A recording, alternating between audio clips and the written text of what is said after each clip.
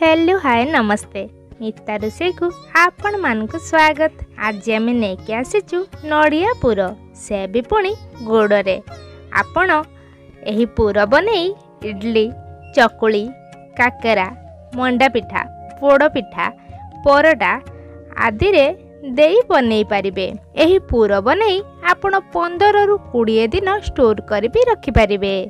मु एही वीडियो रे पुर बनैबार सब ट्रिक एंड टिप्स बतैछि। आपण एही वीडियोटी को मूलरू लास्ट जाए देखंतु।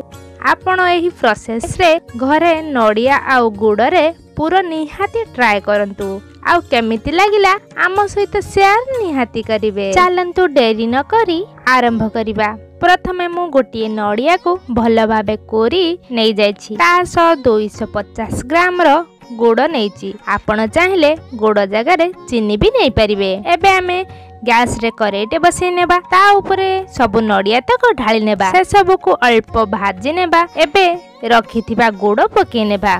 ता ऊपरे अल्प पानी देई गोळे नेबा, कारण पानी देबा द्वारा गुड़टी हमर जल्दी मेल्ट होई जाए। एबे देखंतु आमे भलो भाबे गोळाई नेबा। लगातार गोळाउथिबे, नहले तले लागी जिबार संभावना अछि। तले जदि थरे लागी गला हमर पुरटी टेस्ट खराब हे जिवो। एबे देखंतु पुरटी हमर होई आसलानी। ता ऊपरे आमे किछि गुजराती गुंड पकई भलो भाबे गोळाई नेबा। एबे देखंतु हमर रेडी होई जाइछि नड़िया पोर। गुड़ पुरटी देखिबा को जेमिति बहुत सुंदर लागि थाए आउ खाइबा को भी सेमिति बहुत टेस्टी लागि थाए। तो माने आमे गोटिए प्लेट को बाहर कर नेबा।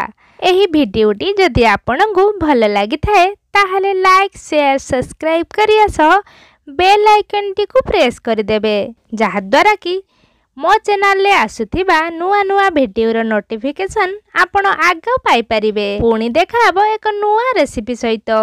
से पर्यंत रहिली नमस्कार।